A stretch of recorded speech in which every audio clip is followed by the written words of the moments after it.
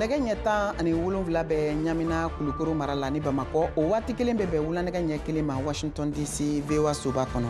An balimaw a y'aw bisimila VOA Banbara ka Malikura kunnafoniw kɛnɛ sigira bi araba Octobre kalo tile 27 san 2024 kunnafoniw la kumaba dɔw bɛna tali kɛ ninnu de kan.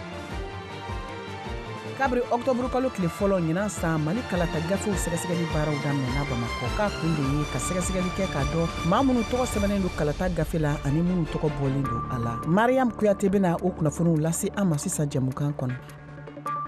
Lajɛrɛba dɔ sigira sen ka Bamakɔ Mali jamana faaba kɔnɔ min bɛ tali kɛ bɔlɔlɔsiraw kɔlɔlɔ kɛlɛli kama. A baaraw daminɛna Octobre kalo tile fɔlɔ min bɛna kuncɛ Octobre kalo tile 25. Nin bɛna kɛ nin barosigi in taku filanan ye Mohamed Daɲogo ale bɛn'o lase.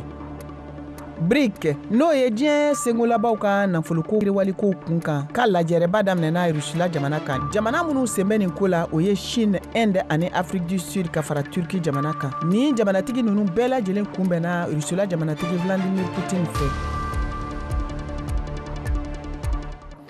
An balimaw an ka foli b'aw ye kokura a y'aw bisimila VOA Banbara ka Malikura kunnafoniw kɛnɛ kan ka bɔ studio 53 na VOA soba kɔnɔ Washington DC. Aw ka bi araba kunnafoniw filɛ.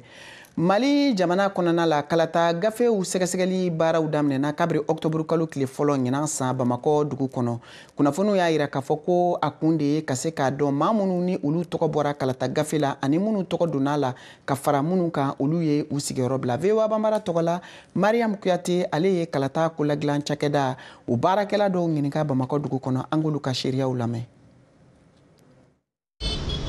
An ka yalaw senfɛ Bamakɔ sigida caman kɔnɔ kɛrɛnkɛrɛnnenya la an ka mairie kɔnɔnaw an y'a jate minɛ k'a fɔ ko maaw kɔni senna ka suma kosɛbɛ ni ka taa u ka kalata sɛbɛnw lajɛ. O siratigɛ la sa an bɛna kuma di maa minnu olu ka baara bɛnnen don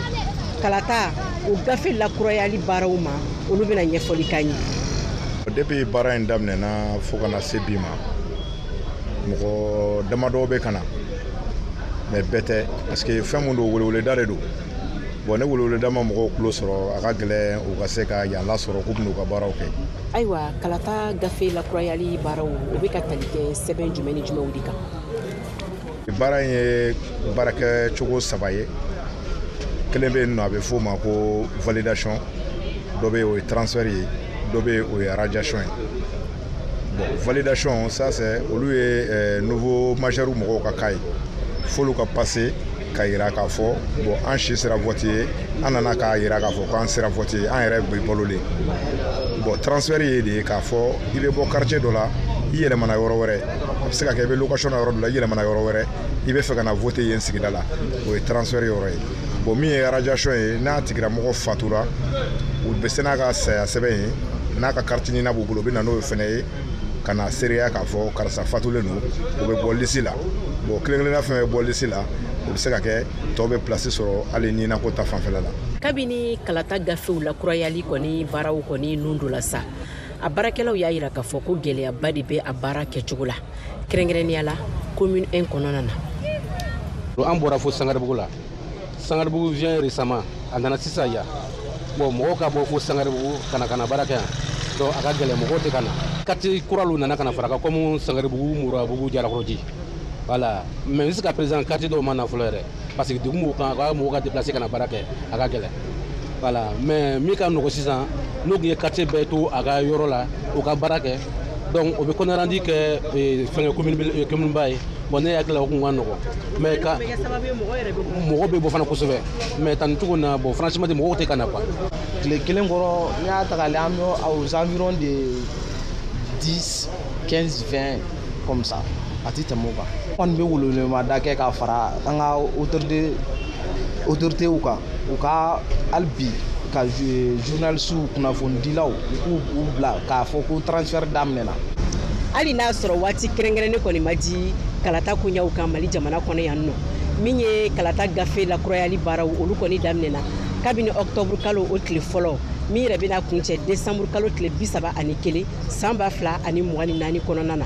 A baaraw yɛrɛ bɛ ka kɛ maa minnu fɛ sa o de ye politikimaw ye société civile baaraw bɛɛ lajɛlen bɛ maa minnu ka lakɔlɔsili kɔnɔ o de ye kalata jɛkulu maaw ye. Mariam Kuyate ka laselikan don ka bɔ Bamako VOA Banbara tɔgɔ la. Bamako dugu kɔnɔ kabiri octobre kalo tile 21 barusigiba dɔ daminɛna min bɛ tali kɛ bɔlɔlɔsiraw kɛlɛli kɔlɔlɔ kun kan ni a bɛ wele ko journée nationale de cybersécurité a yirala k'a fɔ nin barusigi baaraw bɛna kuncɛ octobre kalo tile 25 ɲinan san Bamakɔ dugu kɔnɔna la kɔlɔlɔ min bɛ cybersécurité la walasa ka se ka dɔ ɲɛdɔn o baaraw taabolo ani a barusigi kun kan VOA Bambara ka kunnafoni dila Mohamed Danyogo ale tun b'o kɛnɛ kan a ye kunnafoni minnu sɔrɔ an ka ɲɛmadaw fɛ ka bɔ Bamakɔ. walasa ka kunnafoni sɔrɔ walasa ka u yɛrɛ ɲɛnajɛ ani hali ka baro kɛ ni maa wɛrɛw ye maliden caman bɛ yen olu bɛ o bɛɛ kɛ bɔlɔlɔ sira o de sanfɛ nka i ka dɔn k'a fɔ bɔlɔlɔ kana a kasarantan tɛ tuma dɔw la i n'a fɔ Aïssata Kulibali n'ale ye sifinnaka ye n'ale yɛrɛ bɛ bɔlɔlɔw kan ale bɛ a ɲɛfɔ an ɲɛna cogoya min na an k'a lamɛn. Ne kɔni bolo mɔgɔw bɛ se ka gɛlɛyaba de sɔrɔ bɔlɔlɔ sira fɛ parce que mɔgɔ dɔw bɛ yen u t'a dɔn a bɛ manifester cogo min na u t'a dɔn u kan ka gérer cogo min na an yɛrɛ ɲɛ b'a la sisan nɔ TikTok sanfɛ il y a des mɔgɔkɔrɔba dɔw bɛ yen u t'a dɔn a bɛ manipuler cogo min na raison pour laquelle u ka vidéo bɛ futigɛ vidéo dun filɛ n'a ye futigɛ mɔgɔ caman bɛ yen min bɛ se ka enregistrer mɔgɔ dɔw bɛ yen u b'a garder un beau jour u bɛ vidéo in labɔ tuguni. walasa ka nin kɔlɔlɔ ninnu kɛlɛ minnu bɛ bɔlɔlɔ sira sanfɛ Mali minisiriso min ɲɛsinnen don kunnafoni koɲɛw ma ani kunnafoni di ma ale ni a ka baara yɔrɔw nin ye a san 2nan ye olu bɛ kɛnɛ sigi kɛnɛ min kɔni ale taabolo tɛ dɔwɛrɛ ye bɔlɔlɔkanna maaw bɛ se ka taa u kan cogo min na ka sɔrɔ kasaraba ma u sɔrɔ Mohamed Ali Touré n'ale bɛ baara kɛ AMRTP la an ka ale lamɛn nin kɛnɛ ninnu u sigi kun kan. ni dɔnnimadɔ ninnu dala organisé pour que ka population sensibiliser ka jeunesse former pour que ka cybersécurité affronter cogo min na donc ni y'a deuxième édition ye salon an ye première édition kɛ an ye 50 jeunes formés o la bon ɲinan an bɛ fɛ ka 100 jeunes de former kalanbaliya barika bonya kosɛbɛ bɔlɔlɔ sira kan donc c'est pour que an bɛ ka jeunes ninnu former jeunes ninnu fana bɛna an dɛmɛ kosɛbɛ ka se ka lakana kɛ bɔlɔlɔ sira kan cogo min na ani u bɛ mɔgɔw sensibiliser. Cakɛda wɛrɛ mun sen donnen nin baara kɔni o ɲɛnamayali la o de ye cakɛda min ɲɛsinnen don an yɛrɛ kɔni an ka kunnafoniw an kelenna kunnafoniw olu bɛ se ka makaran cogo min na maa wɛrɛ kana se ka olu ta ka baara kɛ n'a ye fo ka taa se tiɲɛni ma. Dr Hamidou Togo ale bɛ baara kɛ ni cakɛyɔrɔ kofɔlen in na an ka ale lamɛn kɔlɔlɔ minnu bɛ se ka sɔrɔ o la ani ɲangini minnu bɛ a la. N'i y'o kɛ donc o bɛ wele français la violation des données personnelles ɲangini anw fɛ yen fɛn caman de bɛ yen ɲangini fɔlɔ o ye n'i ye données min traité n'o ma kɔlɔlɔ s'a tigi ma i bɛ avertissement bɛ kɛ ou bien mise en demeure o bɛ wele comment on appelle sanction administrative i bɛ se ka averti i bɛ se ka mise en demeure kɛ ou bien on fait l'injonction pour que i ko baara in jɔ donc o ye sanction administrative ye n'o tɛmɛna il y a les sanctions pécuniaires wari sara bɛ yen donc n'i ye mɔgɔw ka données fɛngɛ wari sara b'a la o fana bɛ an ka sanction ninnu kɔnɔ wari sara a bɛ taa 5 millions a bɛ daminɛ 5 millions ka taa fo 20 millions na n'i y'o kɛ donc malien lambda la a ji ka timi dɔɔni mais a bɛ daminɛ 5 millions fo ka se 20 millions na o ye anw autorité yɔrɔ la maintenant n'i bɔra autorité la ni o violation ye kɔlɔlɔ wɛrɛ sera fɛngɛ min ma donc an ka bara armée o ye pôle national de lutte contre la cybersécurité n'an tilara côté administratif la an bɛ dossier di pôle mɔgɔw ma parce que an ye service administratif ye kaso t'anw fɛ yen an tɛ se ka mɔgɔ datugu ni fɛn ninnu ni datugu ni fɛn ninnu b'a la wari sara ni fɛn ninnu o bɛ k'anw fɛ yen maintenant s'il y a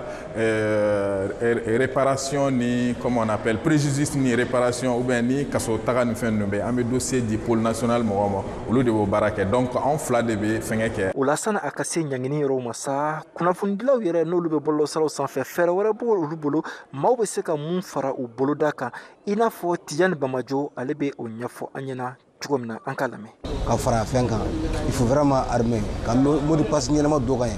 pour que mɔgɔ tɛ se ka i ka compte pirater o tɛmɛnen fana kɔfɛ bɔlɔbɔlɔ ye fɛn dɔ ye bɛɛ ye ɲɔgɔn sira don donc il faut savoir communiquer e ni jɔn bɛ kuma na a tigi ni ka dɔn filɛ ni i ka mot de passe di a tigi ma fana. nin tile duuru baara kɔni a kun tɛ dɔwɛrɛ o de ye ka malidenw kunnafoniya halisa cogo min na bɔlɔlɔ kana u bɛ se ka taa a sanfɛ ka sɔrɔ u ma kɔlɔlɔ sɔrɔ ani maa minnu yɛrɛ ka ca bɛnnen don maaw ka hakɛw olu sabatili ma bɔlɔlɔ siraw sanfɛ olu bɛ se k'u tigɛ di ɲɔgɔn ma cogo min na ani ka baara kɛ ɲɔgɔn fɛ Mohamed Daɲoko VOA Banbara tɔgɔ la ka bɔ Bamako.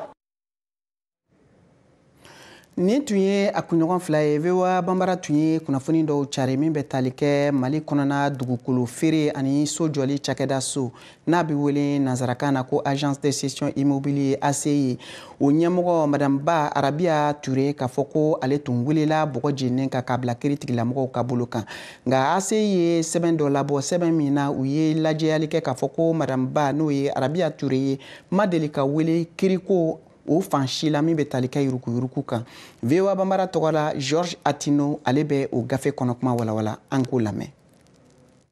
Dantigɛli sɛbɛn kɔnɔ mun bɔra octobre kalo tile 19 ACI ye dugukolo feere cakɛda y'a lase k'a fɔ k'olu ka baarada ɲɛmaa Ba Arabia Ture ko o tun minɛna octobre kalo la sabula ko a tun jalakilen don k'a fɔ ko a ye maa wɛrɛ bolofɛn kɔni tigiya minɛ a la ani ko a ye fanga tigilama dɔ kan sɔsɔ nka abada ko Madame Ba Arabia Ture ma minɛ yuruguyurugu ko la i n'a fɔ a tun carila cogo min na dantigɛli sɛbɛn in b'a ɲɛfɔ ko ACI ɲɛmaa yɛrɛ tun ma sɔn kitiso ka latigɛ dɔ ma Sulemani Bugu kɔni dugukolo dɔw kun kan ko jubaju ko bɛɛ bɔra a ma dɔw kɔni ka fara ɲɔgɔn ka jɛkulu de la k'olu mun kun taara kitiso la san 2016 k'a fɔ ko dugukolo mun tun ye 1947 san 1947 waati ye ko dugutigiya sɛbɛn bɛ olu bolo san 2016 ko dun waati tun y'a sɔrɔ k'a fɔ ko Arabia Ture ale tun tɛ ACI ɲɛmaya la k'a sɔrɔ ko yamaruya kɔni tun dira ACI ma ko ka dugukolo ninnu tila ani k'a feere san 2002 waati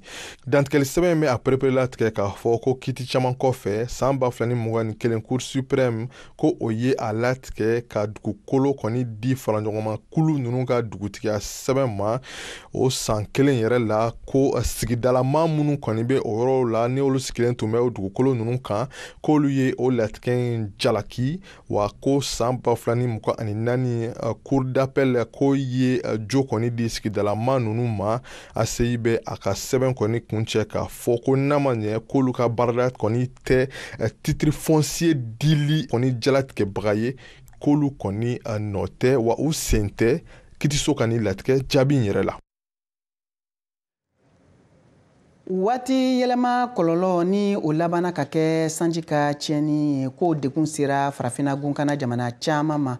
i n'a fɔ Cameroun, Chad, Niger, Nigeria ani Sudan jamana o nɔgɔnin fɛ jateminɛli laban dɔw kɛra gafe dɔ fɛ bi araba min y'a yira k'a fɔ ko baɲumankɛ dɛmɛ o labilali ka kan ka taa Sahel kɔnɔna marabolo caman ma an bɛ waati min na ko sisan ka sabu kɛ waati yɛlɛma o kɔlɔlɔ ye. An bɛna don an ka jɛmukan tako filanan o hukumu kɔnɔ o kama an b'a ɲini aw fɛ aw ka to an ka jabaraniso ani an ka radio fiɲɛsiraw kan aw k'an bɛɛ sɔni. An balimaw ani yantuma a yirala k'a fɔ ko maa 170 bɔnɛna u ka ɲɛnɛmaya la kabini samiya daminɛna Mali kɔnɔna na ka da kunnafoni min lasɛrɛ furancɛ fan maaw fɛ min ka baara ɲɛsilen don gɛlɛyaw o ni balawuko la maa caman fagara ka maa caman fana tɔɔrɔ sanjiba nin fɛ jamana fanga ka laɲiniw fɛ u y'a yira k'a fɔ ko u ni balawu ko jira u ka ɲɔgɔn ye caman na nka aw yɛrɛ fɛ mun de bɛna se ka kɛ don n'aw natan la ka ɲɛsi walasa ka se ka ni balawu suguya kunbɛn mun de ka kan ka kɛ aw ko di ayiwa an n'an jɛɲɔgɔn baarakɛlaw n'o ye radio farafinna gun kan an bɛna nin jɛmukan lase aw ma octobre kalo o tile 25 la ayiwa ni minnu b'a fɛ k'u da don an ka baro la aw bɛ se k'an sɔrɔ nɛgɛjuru siraw fɛ n'o ye 001 202 619 02 70 ayiwa nin jɛmukan gɛlɛn nin a kana fɔ kɔ dɛ.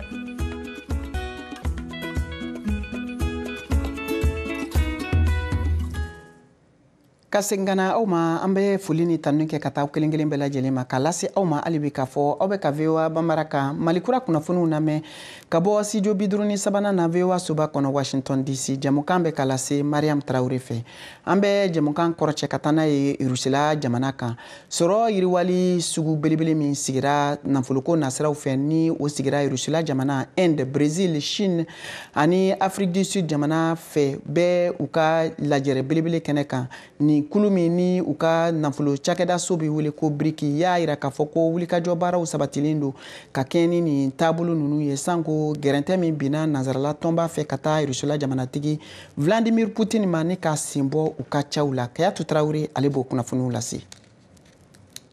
Président Poutine ye dunia mara ɲɛmɔgɔ muga ɲɔgɔnna bisimila a ka jamana kan Chine, Inde, Turki, Iran ani dunia keliya tɔnba ɲɛmɔgɔ Antonio Guterres be minnu cɛla. Vladimir Putin be ka dunia politikiw ka ɲangiliw taabolow sɔrɔ nasiraw ani diplomasi dɛnkɛrɛfɛw minnu bilala ale n'a ka jamana kan kabini u ni Ukraine cɛla fitinɛ daminɛ la février kalo la san 2022 ani 22 waati la de ɲabaliyaw da kɛnɛ kan nin tɔnsigi ni senfɛ. Putin be fɛ fɛnɛ ka a jɔ juguw la Rusi ani Chine be min jate ka kɛ semayaba ye kɛrɛnkɛrɛnnenya la l'Amérique ka semaya jagoyalenba yɛrɛ ka baarakɛ ɲɔgɔnyaw ani teri ɲɔgɔnyaw lanɔgɔ dunia gun kan. Putin ye ɲɛfɔli kɛ BRICS jamanakuntigi 10 ɲɔgɔnna Chine jamanakuntigi Xi Jinping ani Inde premier ministre Narendra Modi be minnu cɛla ɲɛna k'a fɔ ayiwa k'u kan k'u tɛgɛ di ɲɔgɔn ma sisan ko k'u kan kɛ kelen ye yaasa gɛlɛya gɛlɛnw ani taabolo gɛlɛn minnu caaman talen bɛ ka a bila dunia gun kan kɛrɛnkɛrɛnnenya la ka kɛɲɛ ni fitinɛ ninnu ye sigida ba dɔw kɔnɔna na ɲɛ sɔrɔ olu la teliya la. An be waati min na sisan jamanaba caaman setigiw fanga be minnu kumakanw kan dunia gun kan b'a la ka u kanw kɛ kelen ye ka fara ɲɔgɔn kan teliyaw la ka baaraw kɛ ɲɔgɔn fɛ wa fosi tɛna se ka u ɲɛta bali seginkɔ tɛ yen tuguni Putin ka laseliw la. Nazarala keleya tɔnba ye laɲini kɛ marakɛ ɲɛmɔgɔ minnu be BRICS tɔnsigi kɛnɛ nin kan Rusi jamana kan awa k'u ka tintili kɛ Vladimir Putin kan yaasa a ka se ka dansigi kɛ joona ani Ukraine cɛla fitinɛ ninnu na. Ameriki jamana ka ciladen Anthony Blinken ko bi araba ko waati dɔ kuma sera kɛlɛ kala jɔ bandi Gaza o finitigikulu Hamasi ni Israel jamana finitigiw ni ɲɔgɔn cɛ. A ye wele bila Israel jamana ma k'a fɔ k'u ka mugujugu kiriw bɛ ka min kɛ ka taa Iran jamana ma k'u ka dan sigi o la. Ka taa ni kunnafoniw ye farafina gun kan an bɛ taa Côte d'Ivoire jamana kan u ka jamana ka farikolo ɲɛnajɛba min bɛ wele ko Marakana o tako filanan o daminɛna min bɛ wele ko Mara Monde nin farikolo ɲɛnajɛ kofɔlen min n'a lakodɔnna n'a daminɛna u ka sanfɛ kalanso campus université fɛ k'o di Abidjan dugu kɔnɔna la baaraw taabolo kunnafoniw bɛɛ lase an ma nin waati in na Alain Amoshi fɛ min bayɛlɛmana Yusuf Kone fɛ bamanankan na an k'o lamɛn. Marakana Coupe du Monde min labɛnna Côte d'Ivoire jamana fɛ ne ka sebaya sɔrɔ bɛnɛ kan o ye jama bɔli sɔrɔ caman o sebaya sɔrɔnin kɔfɛ Ivoirien marakaniyɛnw fɛ Fédération Ivoirienne de Marakana ye cɛsiri caman kɛ walasa a ka ka jɔyɔrɔ ni lasabati farafina jamanaw na ani diɲɛ fan wɛrɛw fɛ a ka laɲiniba ye ka se ka Marakana bila Olympique ka Jeux labɛnniw na. Giro Albert min be baara kɛ la Fédération Ivoirienne de Marakana FIMADA la ale b'a yira k'a fɔ labɛn caman be ka se k'o laɲini ninnu sabati. Le regard aussi bien au plan national qu'international sur le Marakana va changer. Marakana be filɛ ni ɲɛ min ɲɛ an fɛ jamana na ani kɔ kan o ye yɛlɛma caman sɔrɔ awa anw hakilila tigɛnen don k'a fɔ o ye ɲɛtafɛn ye. Laɲini min b'anw na o ye ka Marakana sama ka se diɲɛ fan 14 bɛɛ na fo ka taa don Olympisi kɔnɔ o tɛ taa baara ni cɛsiri kɔ anw b'a fana fɛ ka olu le kɛ o la an ka fédération kɔnɔ an ye commission dɔw bila minnu bɛ baara kɛ Marakana yɛrɛ kan walasa a ka se ka don Olympique kɔnɔ o labɛnw n'a ɲɔgɔnna caman kɛla anw fɛ walasa ka se ka Marakana taga ɲɛ. Ça ce sont des moyens dont nous nous dotons pour notre marche vers cet objectif final. Marakana histoire bɛ taa fo san 1970 wagatiw la a daminɛna université Cocody la ni kalandenw ka labɛn ye o b'o jeu in kɛ maa wɔɔrɔ o la fo bi ka don fan dɔ fɛ a Marakana tɔgɔ in sɔrɔla ka bɔ Brésil ka ballonjeu terrain dɔ la kalandenw fɛ minnu tun tala formation kɛ. C'est une pratique qui a été exportée d'abord en interne. O kɛla sababu ye k'a to marakana dɔ la jamana fan bɛɛ lajɛlen na kalandenw ka sira fɛ olu minnu kɛla jamana baarakɛlaw ye san tɛmɛnenw kɔnɔ. Marakala tilana ka taga kɔ tuguni jamana kɔ ka kalandenw fɛ kalanden minnu nana jamana kɔnɔ ka na kalan kɛ n'o ye o jo in ta ka taga n'a ye o fɛ jamanaw na. Olu n'o ɲɔgɔnna caman le y'a to marakala kɛnɛ fɛn dɔɔni. Appréciés et ils sont retournés dans leurs pays respectifs. Coach Sylvain Yobo ye wasa sɔrɔ kosɛbɛ ale min ye sélection ivoirienne ka ɲɛmaa ye. Nin ye a siɲɛ 9 de tan ɲɔgɔnna na a ye min bɛɛ lajɛlen ka ɲɛmaaya sɔrɔ. Marakan ka jeu la laɲini min bɛ yen sisan k'a fɔ ka Maramon sɔrɔ o tɛ taa cɛsiri kɔ awa fo baara o yɛrɛ le ka kɛ walasa ka jɔyɔrɔ kɔrɔsi. N'i ye Benin dɔrɔn bɔ a la équipe bɛɛ lajɛlen ye fanga sɔrɔ kosɛbɛ nka o n'a ta o ta fo anw ka baara le kɛ sinon don nataw bɛ sɔn ka gɛlɛya kosɛbɛ hali n'a fɔla k'anw de ye marakana kunfɔlɔw ye an bɛna an seko damayira yɛrɛ fana kɛ walasa an jɔyɔrɔ in ka to an bolo an ka sebaaya sɔrɔ awa o tɛ kɛ ni suna ye cɛsiri ani farifoni o kɔni de bɛ anw ma sisan. Ni marakani ye maakɔrɔw ni baligu ka fan ye Maramon la funangɛniw ta labɛnnen min ka bɛn san 20 ma. William Kabla Asandi o balontannaw ka daare sɔrɔ ale fɛ marakana bɛna kɛ sababu ye ka funangɛni caman ka ballon jeu mirinaw nati o bolo. Au football, il n'y a pas de petit. Ballon ma bon ballon na ballon tan bɛɛ ye ballon tan fitini tɛ yen ne yɛrɛ marakana min kɛ o de y'a to ne sera k'an kun don yɔrɔ caman na maaw ye ne wele n ye sababu fana sɔrɔ ka se ka don clubw la nka n bɛ ballon tan min kɛ ka kɔrɔ o ma se ka o sababu di ne ma marakana de y'a to bi ne bɛ se ka n yɛrɛ sɔrɔ awa n ka bangebagaw nisɔndiya ne kɔrɔ kosɛbɛ. Marakana coupe du monde n'o ye Maramon ye o bɛna labɛn Cameroun fɛ san 2026 la nka kɔɲɛ Côte d'Ivoire jamana bɛna jouer Guinée Bissau Coupe d'Afrique ka marakana la n'o ye marakani ye o min bɛna tɛntɛnni kɛ farafina jamanaw na minnu kana ka ɲɔgɔn kunbɛn Maramon la. Sisan an bɛna kɛnɛ labila Siyaka Tarawele farikolo ɲɛnajɛ kun kan. Siyaka i n'u la. Maria Minula an bɛ VOA lamɛnbaaw bɛɛ lajɛlen fo kɛnɛ in kan an b'a taa Dakar Senegal jamana kan an bɛ kuma denmisɛnnin siran tan de kan farafinagun kan cɛmaninw ko don minnu si ma tɛmɛ san 17 kan o bɛ ɲɔgɔn dan na min tɔgɔ tournoi IFOA Mali sen bɛ o tournoi in na a bɛ ka Coupe d'Afrique des Nations CAN U17 n'o ye farafinagun siran denmisɛnninw ka ɲɔgɔndanba ye a nata u bɛ k'o ɲɛbila ɲɔgɔndanw de labɛn. Mali siran denmisɛnninw bɛ kɛnɛ kan ɲɛfɔ cogo min na Senegalikaw fɛ yen olu donna tulon na bi arabadɔ in na octobre kalo tile 23 san 2024 na Mali siran denmisɛnninw ye se sɔrɔ Sierra Leone taw kan a ɲɔgɔndan banna ka kuncɛ sisan Mali celu kelen Sierra Leone kalankolo o ɲɔgɔndan in a bɛ don ɲɛfɔ cogo min na tournoi fɔ a de hukumu kɔnɔ ɲɔgɔndan tun kan ka daminɛ kabini kari tɛmɛnen octobre kalo tile 20 san 2024 na nka gɛlɛyaw donna na ka da kan UFOA o ye jamana 8 de ye 8 na a tun yira la k'a fɔ ko jamana 3 u siran ntɔlantanaw si kun tɛmɛna san 17 kan tɛsu kun kɛra a bɛ fɔ ma ko tɛsi IREM i n'a fɔ kafu ka sariyaw yɛlɛ ɲini cogoya min na o ɲɔgɔndan kɛnɛ kan ni si tɛmɛ san 17 kan i tɛ ye kɛnɛ kan tuguni o jamana 3 jamana 8 cɛma Sierra Leone Guinée Bissau ani Guinée Conakry nka o jamana 3 tun y'a yira ko kafu ka segi olu ka tɛsiw ka da ka u ma sɔn o fana de kɛra jamana 3 in na kelen kɔni ma se ka tɛmɛ n'o ye Guinée Conakry ye ale ka siran ntɔlantana caman o si tɛmɛ san 17 kan ale senbɔra la pewu jamana 2 tɔ n'o ye Guinée Bissau ani Sierra Leone olu tora u nɔ na min ye Mali ma gɛlɛya sɔrɔ a kɛnɛ kan ka da kan ni nin na ɲɔgɔndan bɛ sen na Mali dɔgɔtɔrɔw min bɛ farikolo ɲɛnajɛ ko fɔ kɛrɛnkɛrɛnna siran ntɔlantana dɔgɔtɔrɔw ni fédération olu ye baara caman de kɛ kɛnɛ in kan walasa ngɔrɔta ka sɔrɔ Mali bolo o de kɛra a bɛ waati jan bɔ Mali la min bɛ o baaraw ɲɛma n'o ye Dr Alidu Mayiga ye a y'a yira an ka kuma baranin na ko u ye baara caman kɛ ale n'a tɔɲɔgɔnw ka fara fédération kan walasa ngɔrɔta ka sɔrɔ kɛnɛ kan Mali siran ntɔlantanaw ka taa Senegal jamana kan tournoi fɔ yen ka t'u niyɔrɔ ta la mɔgɔ si kana bi mɔgɔ si kana tɛmɛ san 17 kan an bɛ Dr Alidu Mayiga lamɛn an y'a sɔrɔ kunun a ka baarakɛyɔrɔ la. Depuis entraîneur nommé là Kadeu Kuna et aka bara folo kɛra min a sélection folo minnu kɛ donc an y'olu ka IRM kɛ k'a lajɛ k'u si hakɛ lajɛ caman bɔra la an ye IRM caman de kɛ an ye IRM min kɛ a ka ca ni denmisɛnnin 100 ɲɔgɔnna ye donc caman de bɛnna ka bɔ a la ka to 30 40 ɲɔgɔn na a ye baara de kɛ n'olu ye et ɲana ka taa Sénégal fana an tilala ka segin a kan k'a lajɛ parce que IRM fɔlɔ kɛra kuma min na a bɛ baara daminɛ ani compétition kuma cɛ n'a tɛmɛna kalo 6 ka kalo 7 kalo 8 ça veut dire que mɔgɔ si dɔ de farala kan donc an ye vérification kɛ vérification yɛrɛ senfɛ joueur dɔ bɔra la tuguni donc o de y'a to an talen sisan IRM kɛra Dieu merci le Mali n'a pas eu de problème.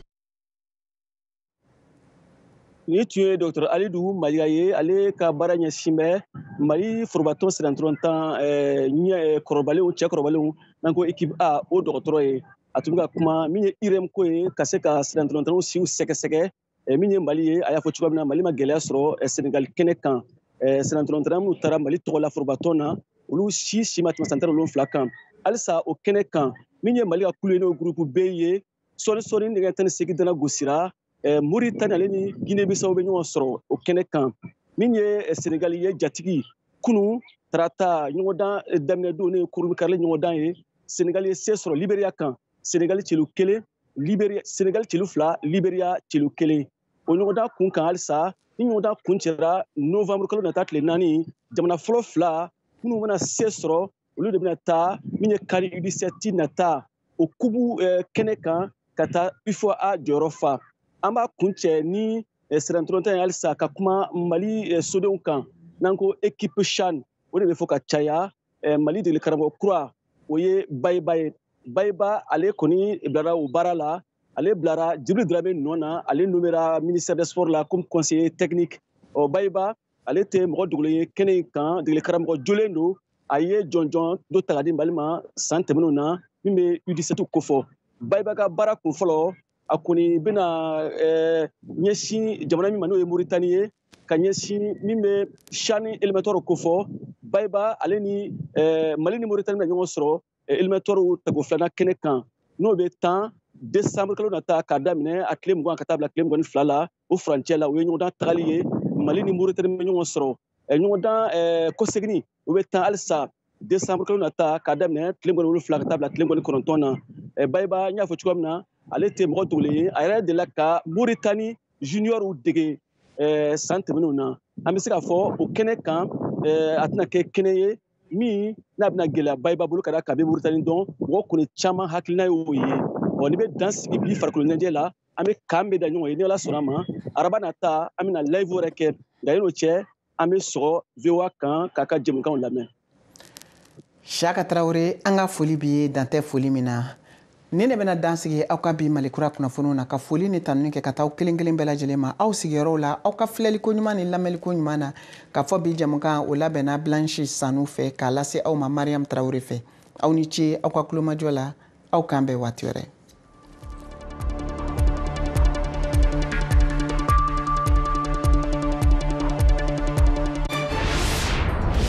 An balimaw ani yantuma a yirala k'a fɔ ko maa 170 bɔnɛna u ka ɲɛnɛmaya la kabini samiya daminɛna Mali kɔnɔna na ka da kunnafoni min lasɛrɛ furancɛ fan maaw fɛ min ka baara ɲɛsilen don gɛlɛyaw o ni balawuko la maa caman fagara ka maa caman fana tɔɔrɔ sanjiba nin fɛ jamana fanga ka laɲiniw fɛ u y'a yira k'a fɔ ko u ni balawu ko jira u ka ɲɔgɔn ye caman na nka aw yɛrɛ fɛ mun de bɛna se ka kɛ don n'aw natan la ka ɲɛsin walasa ka se ka ni balawu suguya kunbɛn mun de ka kan ka kɛ aw ko di ayiwa an n'an jɛɲɔgɔn baarakɛlaw n'o ye radio farafina gun kan an bɛna ni jamukan lase aw ma octobre kalo o tile 25 la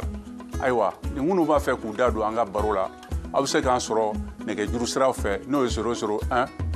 202 619 02 70 ayiwa ni jamukan gɛlɛn a kana fɔ kɔ dɛ. K'i abonné VOA Bambara WhatsApp la walasa kunnafoni fosi kana fɔ i kɔ o ka nɔgɔn kojugu. I ka WhatsApp kɔnɔna la i bɛ taa statut lajɛyɔrɔ la. Yen i b'a sɛbɛn VOA Bambara. I b'an ka chaîne ye. A kɛrɛfɛ i b'a sɛbɛnnen ko suivre. I bɛ i tɛgɛ digi o kan. O la fosi tɛ fɔ i kɔ. n'i ko seko ni dɔnko n'i ma se dɔgɔnɔ jamana i bɛ se ka kunnafoniw sɔrɔ ka bɔ Mali la, Laginɛ ani Burkina Faso. Be a bɛ wele wusula min ma ko kɛlɛ banna hali cɛ dusukun mana kɛ fara ye n'a y'a kasa fo ka taa se Sénégal ma. Je dissous l'Assemblée nationale. O fara anglais kalanni kan bamanankan sira fɛ. Nɛgɛ ɲɛ 9 o de bɛ yen is 9